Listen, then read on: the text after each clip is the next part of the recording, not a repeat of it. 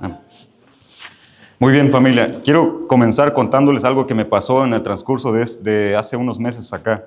Bueno, y también de antemano no me siento muy bien. Ahorita he tenido pequeños problemitas, pero le he orado mucho a Dios. Le dije, Señor, si usted no quiere que predique, no me lleve. Si usted no quiere que haga esto, no lo permita. Pero Dios me ha permitido estar aquí y estoy seguro de que Dios ha querido que trajéramos este mensaje para que podamos entenderlo. Bien, retomando lo que les estaba contando, hace unos meses atrás tuve un pequeño problema de un carro que yo tengo, es un Nissan Versa 2012 estándar. A mí me gustan mucho los carros estándar. Si alguien me quiere regalar uno, que sea estándar o manual, como le dicen. No, no es cierto, estoy bromeando, hermanos.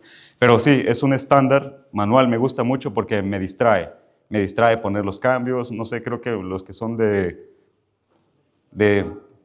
no, México, Guatemala, todo Centroamérica, toda Sudamérica, creo que en diferentes partes del mundo se utilizan los estándar, pero en algunos países le llaman manuales. Entonces, a mí me gusta mucho ese carro, me gusta mucho. Ahorita tengo un automático, gracias a Dios. No me gusta tanto porque, como les digo, soy más amante de los estándar, de los manuales. Entonces, el carro empezó a tener muchas fallas. No me había ido muy bien con ese carro. Durante un año estuve batallando con fallas tras fallas tras fallas. Y hace aproximadamente un mes atrás me volvió a fallar. Tenía un problema que cuando yo lo encendía, manejaba bien, pero después lo mantenía en neutral, que es como en parking. Durante un lapso de 10 minutos sin acelerar, el carro se me apagaba. Y cuando se apagaba en ese momento, era difícil volver a encenderlo, como si la gasolina no estuviese pasando. Entonces me quedé pensando, ¿qué será? ¿Será algún sensor? ¿Será bomba de gasolina? Y ustedes saben, ¿no? Los que tienen carros, cuando falla algo, se empiezan a imaginar qué será. ¿Por qué? Porque dentro de ello va lo económico.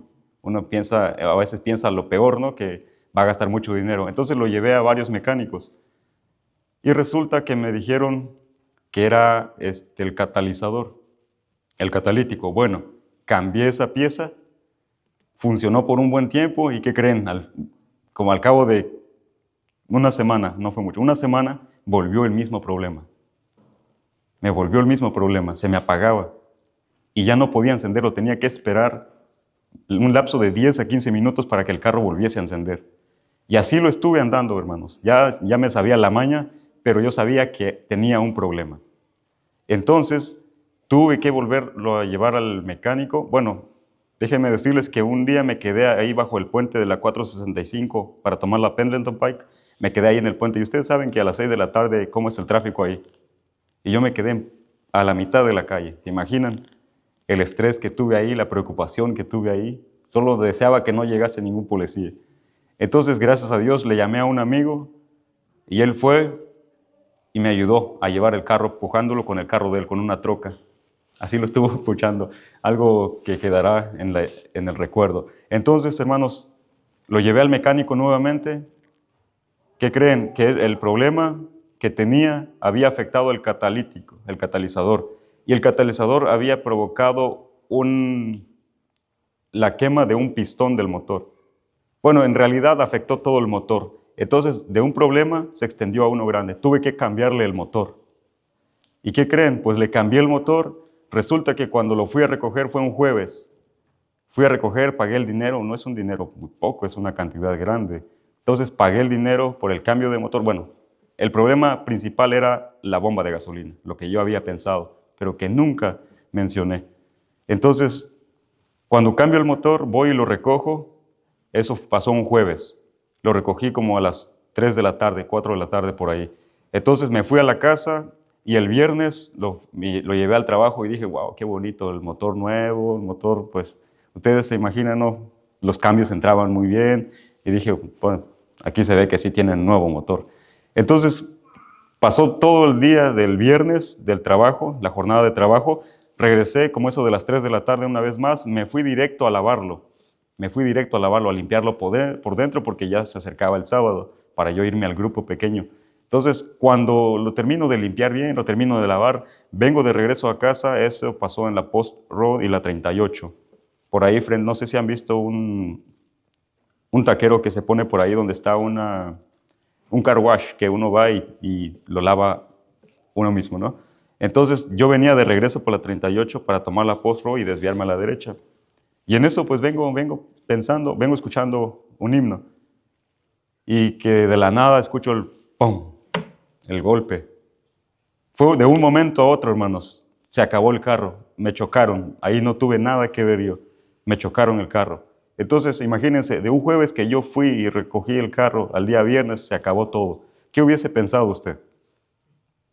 Perder su dinero, perder su carro, quedarse sin carro y luego con problemas, ahorita como está la situación en este país.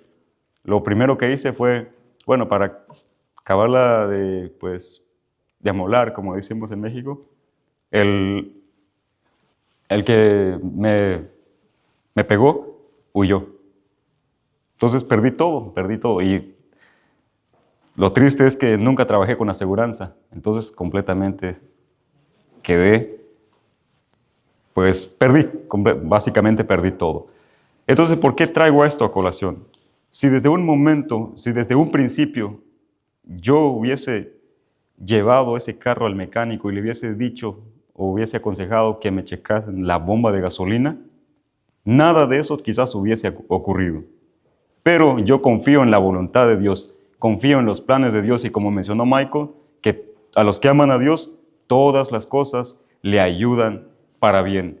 Y saben que en la palabra de Dios también hay advertencias para nuestra vida, de que hay algo malo en nosotros que debemos de cambiar porque Dios quiere la salvación para cada uno de nosotros. Hay un problema en nosotros que tenemos que ver y tenemos que cambiarlo pronto, porque si no, vendrá Cristo Jesús en su segunda venida y puede que muchos nos quedemos en este camino. Muchos nos quedemos aquí, pero Dios no quiere eso, quiere nuestra salvación. Y la salvación nos la otorgó mediante Cristo Jesús, mediante su muerte en la cruz del Calvario, que es el Evangelio eterno. Y esta advertencia, hermanos, del cual les estoy hablando, está en Apocalipsis 14. Yo les invito a que vayamos allá rápidamente. Voy a hacer algo breve porque no quiero que se me vayan a cansar. Apocalipsis 14, versículos 6 y 7. Recuerdo que la última vez que estuve hablando con ustedes, hablé sobre el Evangelio eterno, que muchos de aquí ya conocen. Igual el día de hoy será un estudio que muchos ya conocemos, pero seamos pacientes porque yo sé que más de alguno aquí necesita saber esto, quiere aprender y sin duda alguna será de bendición. El libro de Apocalipsis 14, 6 presenta el Evangelio eterno, presenta el mensaje de los tres ángeles. El mensaje de los tres ángeles. Y hermanos, nosotros hemos aceptado la bendición del Evangelio eterno, que es, el apóstol Pablo lo resume consta de 4 pasos, básicamente. Cristo murió por nuestros pecados.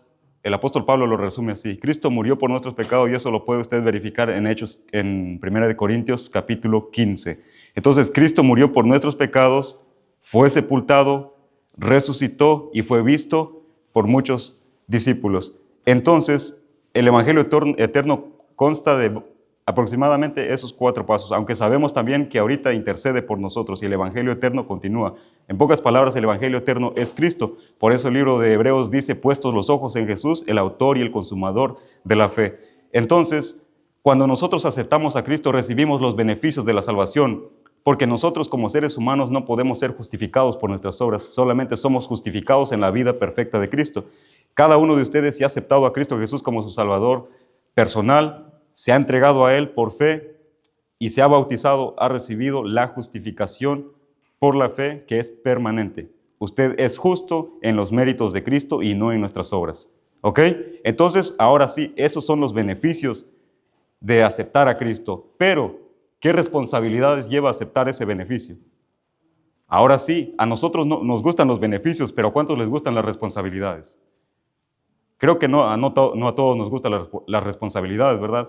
Como cristianos que hemos aceptado los beneficios de la salvación, tenemos que aceptar también las responsabilidades. ¿Y cuáles son esas responsabilidades? Veamos lo que dice Apocalipsis 14, versículo 7.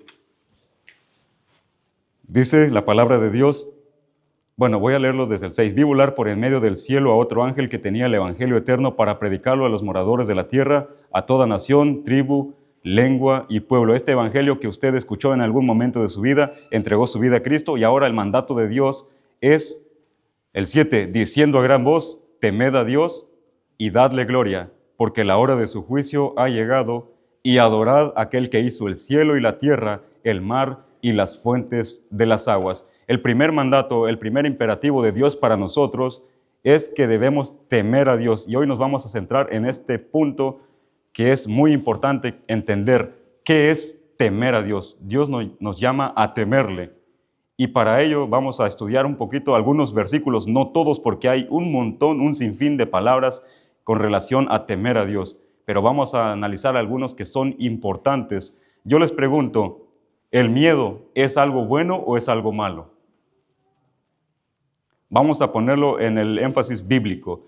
¿El temor en la Biblia es algo bueno o es algo malo? Porque en la vida secular podemos decirle que es algo malo, porque muchos, cuando algunos tenemos miedos, por miedo perdemos a veces negocios, a veces nuestros estudios. Ahorita le tememos a migración porque no queremos ser deportados. Bueno, no sé si todos tenemos miedo, pero más de algunos siente quizás algún tipo de miedo de salir de su casa, manejar y conducir un largo viaje y que por ahí se lo topen y que se lo lleven a su país y que deje a familia. Muchas personas corren con ese miedo, ¿sí o no? Con esa incertidumbre. Entonces, el miedo, cuando nosotros pensamos en miedo, es algo malo, hablando humanamente. Pero en términos bíblicos, el miedo, que es un mandato de Dios, el temor a Él, es algo bueno para nosotros. Es algo de beneficio para nosotros. Y para ello yo les invito a que vayamos primeramente al libro de Salmos capítulo 2 y versículo 11 y veamos ese contraste de que, la buena noticia de que el temor a Dios trae alegría también. Dice, si alguien puede leerlo, Salmos 2, versículo 11. Salmos capítulo 2 y versículo 11. Muy bien. Aquí parece que es contradictorio, ¿verdad? Si fuese hablando de miedo, ¿cómo podemos servirle con alegría? ¿Cómo podemos estar alegres? Vuélvelo a leer, Michael, por favor. Dice, servid a Jehová Con temor. y alegraos con temblor. Y alegraos con temblor, o estar felices con temblor. Entonces, ¿cómo podemos estar teniendo miedo y a la vez estar felices? Es algo que no cabe, ¿verdad? Entonces, el temor que habla la Biblia, en otras versiones dice reverencia, respeto. Y veamos un ejemplo de nosotros, los hijos y los padres. En el libro de Levíticos, capítulo 19, versículo 3, y les invito, hermanos, porque hoy sí vamos a utilizar un poquito la Biblia. Levíticos, capítulo, ¿qué les dije? Y si alguien me gana, pues está bien. Levíticos, capítulo 19, versículo 3. Dice la palabra de Dios. Cada uno temerá ¿a quién? A su madre y a su padre, y mis días de reposo guardaréis, yo Jehová vuestro Dios. ¿De qué tipo de temor? ¿Será que está hablando de miedo a los padres? No, de respeto hacia los padres, de reverencia. Saben que cuando nosotros amamos a nuestros padres, los respetamos. Yo recuerdo que cuando era más joven, todavía sigo siendo joven, cuando era más joven, mis padres me prohibían salir de noche. Me prohibían llegar muy tarde a la casa y yo no lo respetaba. Yo no lo respetaba porque llegaba tarde.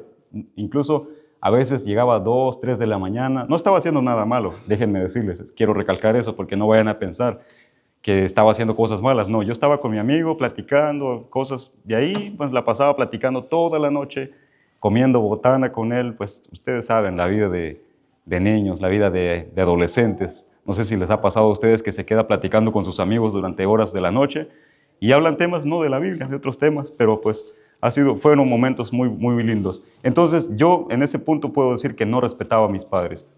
Cuando ellos me decían algo yo tenía que hacerlo. ¿Por qué? ¿Por obligación o por amor? Que conlleva respeto, respetar a nuestros padres. Entonces en este caso también es lo mismo con Dios. Dios es nuestro Padre Celestial, por lo tanto necesitamos nosotros tenerle respeto a Él. ¿Y de qué manera nosotros le presentaríamos respeto? Veamos que el libro de Proverbios 1, 28 y 30, ¿qué nos dice? Proverbios 1, 28 y 30, ¿qué nos dice? De antemano les digo que si alguien lo encuentra antes que yo, por favor puede leerlo.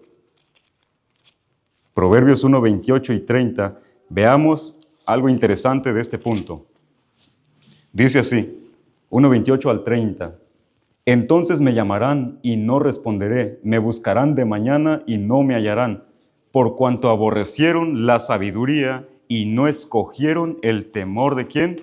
De Jehová, ni quisieron mi consejo y menospreciaron toda reprensión mía. Algo interesante de este punto es que no escogieron. ¿Saben que Dios ha hecho seres humanos, no robots? Nosotros tenemos la facultad de pensar, de hacer y de actuar.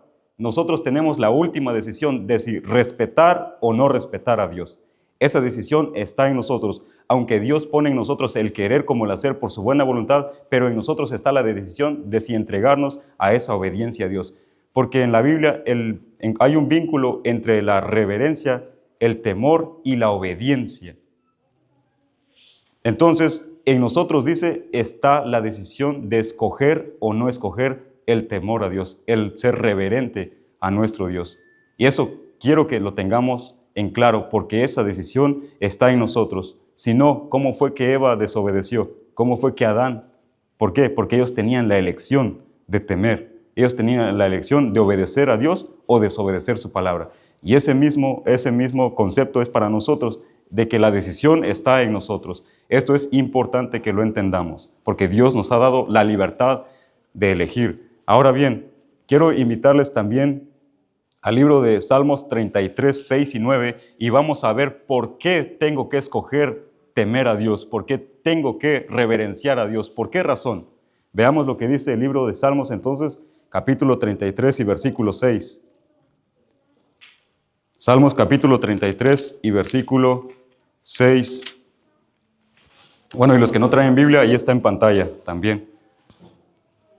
Dice 33, 6 al 9. Por la palabra de Jehová fueron hechos los cielos y todo el ejército de ellos por el aliento de su boca. Él junta como montón las aguas del mar, él pone en depósitos los abismos. Tema a Jehová toda la tierra, tema delante de él todos los habitantes del mundo. ¿Por qué razón? Porque él dijo, fue hecho, él mandó y existió. ¿Por qué razón entonces nosotros debemos respetar a nuestro Dios, debemos temer a Dios? Porque Él es el creador de todas las cosas. Salmos 24:1 que dice que de Jehová es la tierra y su plenitud, el mundo y los que en él habitan. Por esa razón, hermanos, y por muchas más, también por nuestra redención, debemos nosotros respetar a nuestro Padre Celestial, debemos nosotros respetar a Dios. Pero ahora, hermano, ¿cómo yo respeto a Dios? ¿De qué manera yo respeto a Dios? Y es algo que yo quiero enfatizar en esta mañana. Yo sé que es un tema, como les digo, muy conocido, pero que sin duda alguna, yo siempre, he pensado, y lo han dicho, que en la repetición está el aprendizaje. Si el sábado lo olvidamos, imagínense un tema como este. ¿Qué dijo Dios en su palabra? Acuérdate del día sábado para santificarlo. ¿Cuánto no más en temas así? También tenemos que recordar constantemente estos temas porque es importante para nosotros. Entonces, queridos hermanos, ¿qué resultado tiene cuando nosotros respetamos a nuestro Dios? ¿Cuál creen que es el primer resultado del respeto hacia Dios? Veamos lo que dice el sabio Salomón, ya di la clave, en Proverbios capítulo 1, versículo 7. Proverbios capítulo 1, versículo 7, y alguien que me pueda leer Proverbios 9, 10. Si quieren, primero leamos Proverbios 9, 10 y alguien que mantenga ahí Proverbios 1, 7. El temor de Jehová es el principio de la sabiduría y el conocimiento del Santísimo es la inteligencia. Amén. Alabado sea el nombre de nuestro Dios, que el principio de la sabiduría, ¿qué es? El temor a Jehová es el principio de la sabiduría. ¿Cuántos queremos ser sabios, hermanos?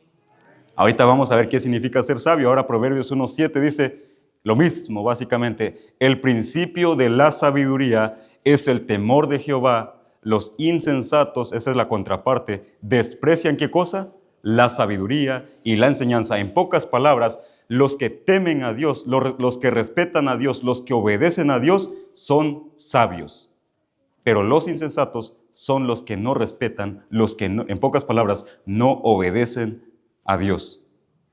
Entonces, ¿cuántos de nosotros queremos ser sabios? ¿Cuántos queremos ser sensatos? No insensatos, sensatos. ¿Cuántos queremos? ¿De qué manera podemos llegar a ser sabios y sensatos? Vamos a hacer una comparación aquí. Jesús dio una clave fundamental para llegar a ser sabio. ¿Cómo puedo yo ser sabio? Veamos lo que dice una parábola que Jesús contó en Mateo capítulo 7, después de su sermón del monte, en el capítulo 7 de Mateo, versículos 24 al 27, ahí nos da la clave Cristo Jesús. Mateo capítulo 7, perdón que no voy a explicar muy bien los versículos por el tiempo. Muy bien, dice 7, 24 al 26. Cualquiera pues que me oye estas palabras, ¿y qué cosa? Y las hace, le compararé a un hombre prudente, o un hombre sabio, un hombre sensato, que edificó su casa sobre la roca. Descendió lluvia, vinieron ríos, soplaron vientos y golpearon contra aquella casa y no cayó porque estaba fundada ¿sobre qué? Sobre la roca. Pero ahora escuchen la contraparte. Pero cualquiera que me oye estas palabras y no las hace, recuerden, obediencia, y no las hace, le compararé a un hombre insensato que edificó su casa ¿sobre qué? Sobre la arena, y descendió lluvia y vinieron ríos y soplaron vientos y dieron con ímpetu contra aquella casa y cayó y fue grande su ruina. En pocas palabras, los que son sabios actúan y hacen todo de acuerdo a la voluntad de Dios. Tienen sabiduría y ellos saben elegir entre lo que es bueno y lo que es malo. No porque ellos consideran que esto es bueno y esto es malo, no, sino porque lo han visto en la Biblia, ha dicho Dios, entonces escrito está, así yo haré. ¿Por qué hago esto? ¿Por qué creo que esto es malo? Porque la Biblia lo dice, no porque yo lo creo, porque muchas veces nuestra definición de qué es bueno y qué es malo varía. Y bueno, más adelantito voy a tocar este punto. Entonces, hermanos, ¿por qué es importante nosotros ser sabios? La sabiduría se obtiene en el conocimiento de Dios. La sabiduría se obtiene al hacer lo que Dios ha dicho en su palabra. ¿Por qué? ¿Por qué es importante? Veamos lo que dice el apóstol Pablo, hermano Rafa, me puede buscar Efesios 4, 14 y 15. Dice la palabra de Dios, para que no seamos niños fluctuantes, llevados por doquier de todo viento. Efesios 4, 14. Ok. Para que ya no seamos niños fluctuantes llevados por doquiera de todo viento de doctrina, por estratagema de hombres que para engañar emplean con astucia artimañas del error. Versículo 15. Sino que siguiendo la verdad en amor, crezcamos en todo aquel que es la cabeza, esto es, Cristo. ¿Por qué es importante entonces ser sabios? Hacer todo conforme a la palabra de Dios, para que no seamos llevados, dice, no seamos como niños fluctuantes llevados por doquiera de todo viento de doctrina. ¿Recuerda la parábola que acabamos de leer? Que vinieron lluvias, descendieron vientos. Esos vientos representan falsas enseñanzas. A veces lo que se nos enseña aquí lo creemos todo y no vamos a la Biblia, no nos cimentamos en las Escrituras para ver como los bereanos si esas cosas son así. Entonces, habiendo dicho esto, hermanos, el principio de la sabiduría, si nosotros queremos ser sabios en todas nuestras decisiones, tenemos que primeramente respetar a Dios, obedecer a Dios. Ese es un paso fundamental. Ahora bien, ¿a qué nos lleva esa sabiduría? Al obtener la sabiduría porque respetamos a Dios. ¿Cuál es el beneficio de obtener sabiduría? Veamos entonces lo que dice el libro. Vamos a ver Proverbios capítulo 8, versículo 13, porque la sabiduría no solo se tiene que quedar intelectualmente, se tiene que llevar a la práctica. Veamos lo que dice el libro entonces de Proverbios 8, versículo 13. Dice, el temor de Jehová es ¿qué cosa? Aborrecer el mal, la soberbia y la arrogancia, el mal camino y la boca perversa aborrezco. ¿Qué es entonces temer a Dios? También es, dice, apartarse o aborrecer el mal. ¿Qué es aborrecer, hermanos? Es algo que no nos agrada, despreciarlo completamente. ¿Cuántos de nosotros despreciamos las cosas malas? ¿Cuántos aborrecemos lo malo? Que cada uno, como decía la lección en esta mañana, se evalúe a sí mismo si hemos aprendido a aborrecer el mal o si estamos amando lo malo. Veamos otro pasaje que se encuentra también en el libro de Job 28, 28. Y veamos una estrecha conexión entre la sabiduría y el dejar lo malo. Job 28, 28, hermano. Creo que es más rápido así en pantalla. Porque creo que el tiempo está avanzando, ¿verdad? Job 28, 28, sí. Dijo al hombre, He aquí que el temor del Señor es ¿qué cosa? La sabiduría, y el apartarse del mal, la inteligencia. ¿Cuántos hermanos queremos ser inteligentes? ¿Cuántos queremos ser sabios? Que Dios pueda seguir poniendo eso en nosotros para que podamos apartarnos del mal, y no solamente apartarnos, aborrecerlo. Es un cambio de mentalidad, porque humanamente nuestra naturaleza carnal con la que nacemos le gusta lo malo, le agrada lo malo. Pero la sierva de Dios dice que la gracia de Dios debe ser cuidadosamente cultivada hasta que llegamos a ese nivel, hermanos, de aborrecer lo malo. ¿Cuántos sinceramente desean aborrecer lo malo? Creo que sería una grande bendición, ¿verdad? Que dijéramos, no, eso es malo, es aborrecible para mí, es algo malo. Hermanos, necesitamos crecer. Yo necesito crecer, necesito llegar a ese nivel de aborrecer las cosas malas. Pero como les digo, ¿quién dice que si lo que yo hago es malo o no? Viene alguien y me dice, no, lo que estás haciendo es malo. ¿Cómo? Ese es tu concepto. Yo creo que es bueno. Pero no, hermanos, vuelvo y lo repito, no es lo que yo creo que sea malo o lo que él cree que sea malo, es lo que dice la Biblia que es malo. Porque recuerden que a lo bueno llamarán malo y a lo malo bueno. Entonces por eso es importante temer a Dios para que Él pueda darnos sabiduría. En Cristo Jesús, en quien están escondidos, dice los tesoros de la sabiduría, lo vimos en las lecciones pasadas, ¿verdad? Ahora bien, entonces, la sabiduría no se tiene que quedar intelectualmente, se tiene que llevarlo a la práctica, apartándose de las cosas malas y haciendo las cosas que nuestro Señor Jesucristo nos dio ejemplo. ¿Ok? ¿Está quedando claro aquí o hay alguna duda?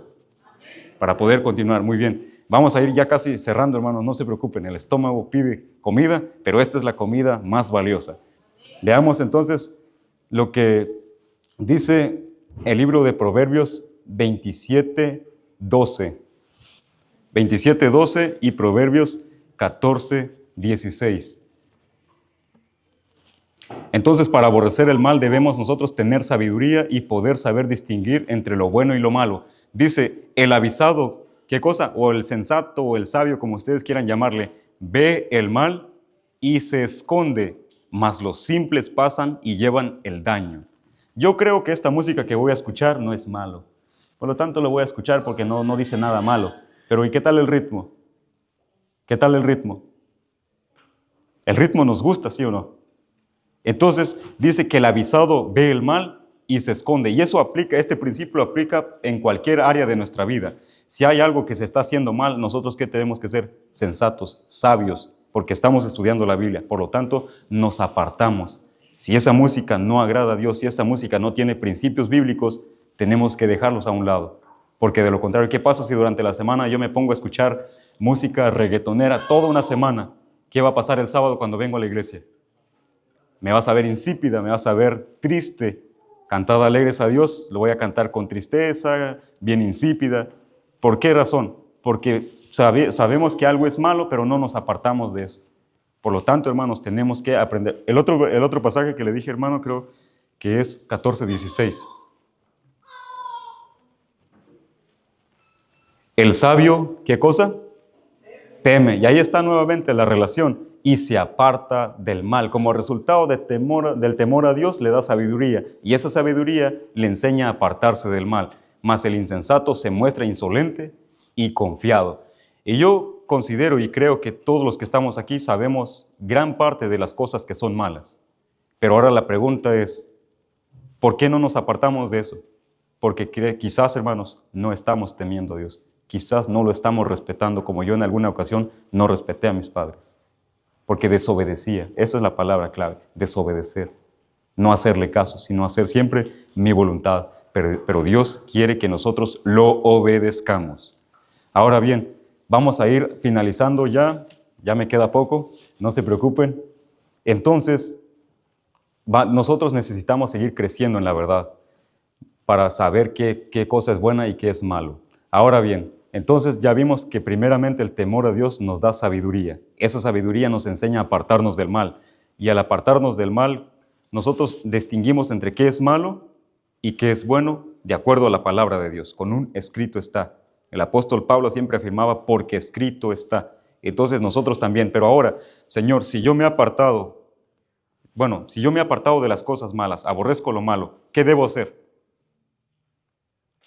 ¿Qué debo hacer? Lo bueno, hermanos. Apartarse del mal significa siempre hacer lo bueno. Ahora bien, ¿qué es hacer lo bueno? ¿Qué es hacer lo bueno? Obedecer a Dios. ¿Obedecer a qué? A sus mandamientos. Si yo aborrecí lo malo, ahora lo que tengo que hacer es volver a Dios y obedecer sus mandamientos. Y el libro de Deuteronomio 5:29 es un clamor de Dios a ello. Veamos este pasaje y quiero que todos vayan a esta cita porque, hermanos, esto es muy importante.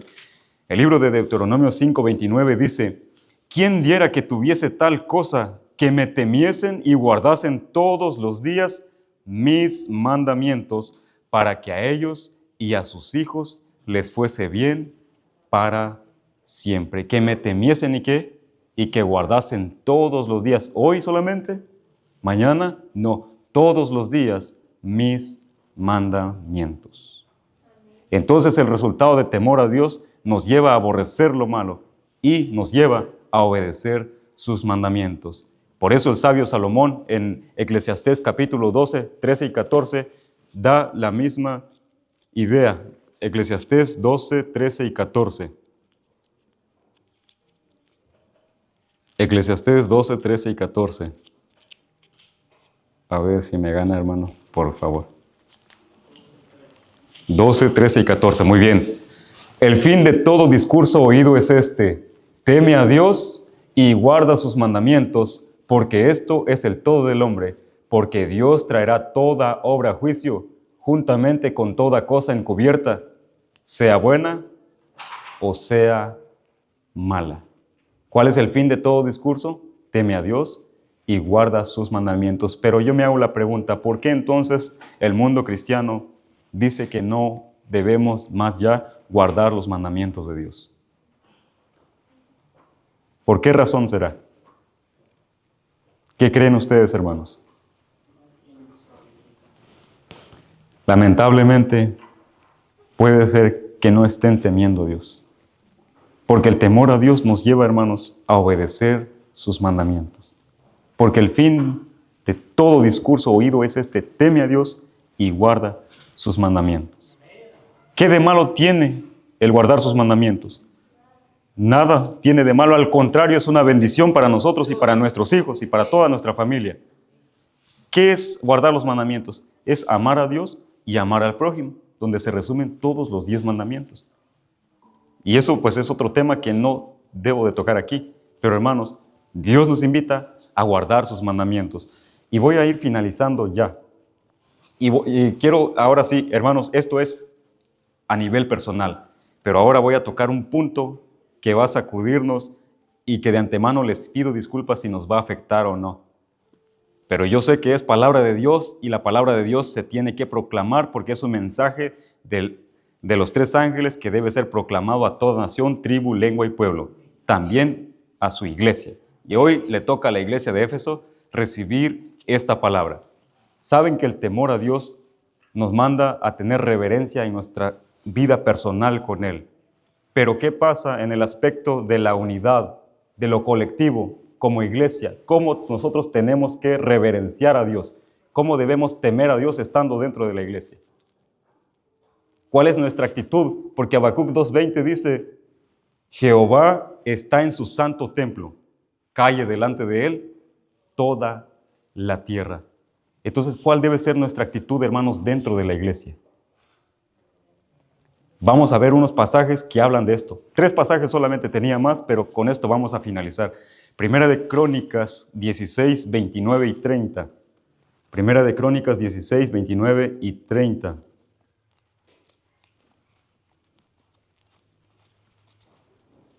Primera de Crónicas 16, 29 y 30 dice, hermanos: dad a Jehová la honra debida a su nombre, traed ofrenda y venid delante de él como postraos delante de Jehová en la hermosura de su santidad. Temed en su presencia toda la tierra. El mundo será aún establecido para que no se conmueva. Temer a Dios, hermanos, en la santidad de su presencia. ¿Cuántos creemos que Dios está en su santo templo? Pero lamentablemente sabemos que Dios está en nuestro medio, pero aún así cuando nos sentamos con alguien al lado, ¿de qué platicamos? ¿Será que del sermón? ¿En qué estamos pensando? ¿Dónde está nuestra mente? ¿Dónde está nuestra atención en ese momento? Debemos ser reverentes en ese sentido, hermanos. Dejemos el celular a un lado. Si estamos viendo Facebook, TikTok dentro de la iglesia, yo les digo con amor, de eso no creo que agrade a Dios. O dependiendo de qué estamos revisando también. Si estamos teniendo la Biblia en el teléfono, si estamos pensando en el mensaje, si estamos compartiendo alguna idea de lo que se está predicando, de esa manera nosotros estamos honrando a Dios, porque estamos viendo algo que no desagrada a Dios. Pero por lo contrario, si estamos en cosas seculares, ¿ustedes creen que eso agrada a Dios? Si estamos ¿cómo dice? En la hermosura de su santidad, nosotros tenemos también que aprender, hermanos, a guardar respeto, reverencia a nuestro Dios.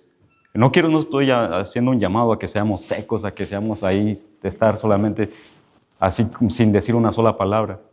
Tampoco estoy llamando a eso. Solamente les estoy haciendo una invitación a que tengamos cuidado de qué es lo que hacemos cuando estamos dentro de la iglesia, en qué estamos pensando, de qué temas estamos hablando, si estamos reverenciando a Dios porque Dios está en nuestro medio.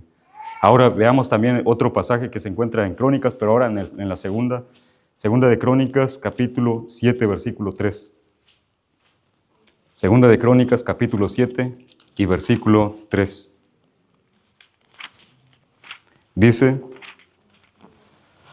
cuando vieron todos los hijos de Israel descender el fuego y la gloria de Jehová sobre la casa, se postraron sobre sus rostros en el pavimento y adoraron y alabaron a Jehová diciendo, porque Él es bueno y su misericordia es para siempre. Eso provoca la presencia de nuestro Dios, que nosotros nos postremos, que seamos reverentes ante su presencia.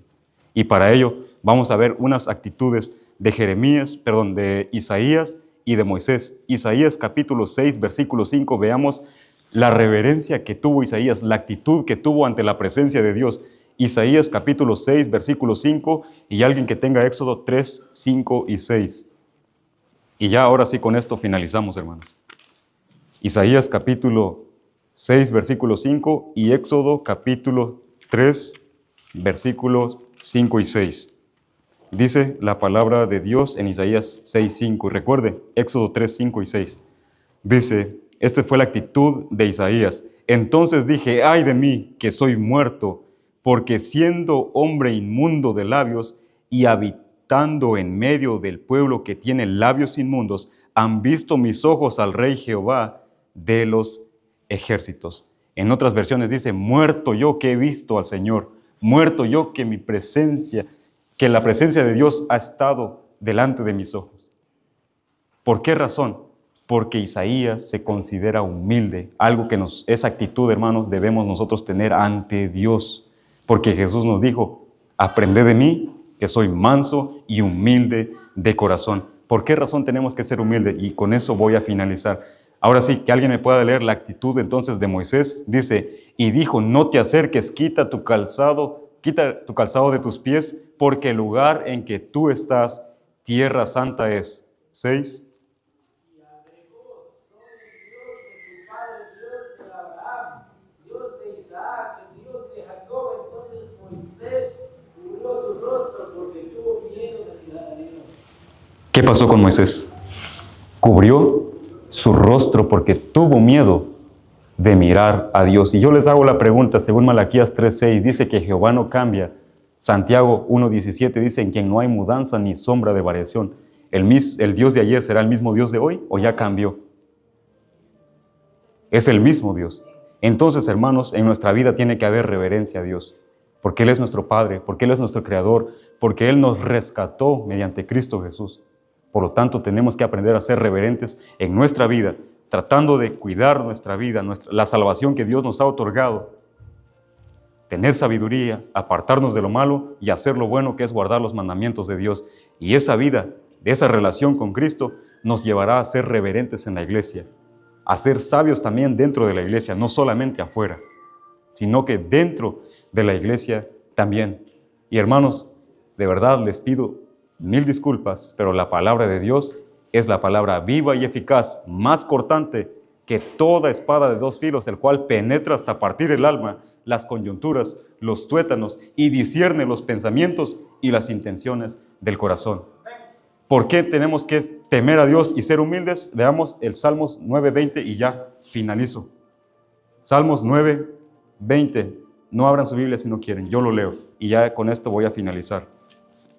Salmos 9:20, hermanos, veamos por qué debemos ser reverentes. 9:20 dice: Pon, oh Jehová, temor en ellos, conozcan las naciones que no son sino hombres.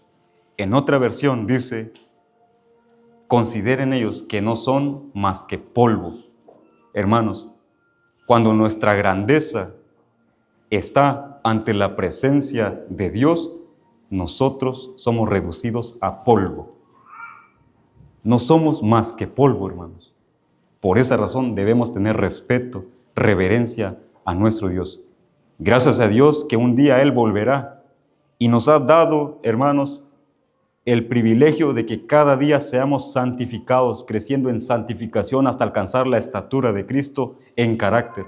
Y cuando Él venga, si nosotros hayamos muerto, vamos a despertar a su imagen, a su semejanza, siendo reverentes a Él. Y por lo tanto, cuando Él venga como fuego consumidor, no seremos consumidos, porque aprendimos a ser reverentes a Él, aprendimos a andar en obediencia a Él, aprendimos a aborrecer lo malo, aprendimos a guardar sus mandamientos.